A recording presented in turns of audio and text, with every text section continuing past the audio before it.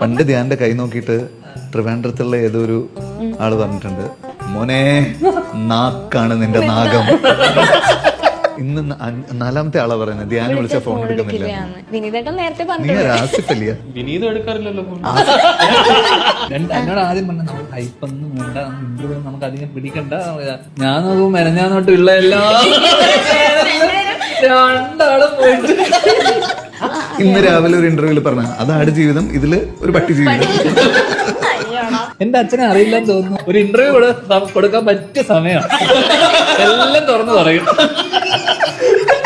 വേണേ ഫ്ലോറിലേക്ക് വിളിച്ചോ, ഞങ്ങള് വന്ന് ഡ്രോപ്പ് ചെയ്യാം. എല്ലാരെ പറ്റിയും പറയും. മലയാള സിനിമയിലെ അടുത്ത എല്ലാ പ്രഗത്ഭരെ പറ്റിയും പാതോരാതെ സംസാരിക്കും.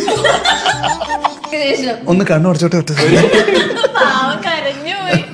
നയൻതാരയ്ക്കും കൊടുത്തില്ല. അയ്യോ, അതൊരു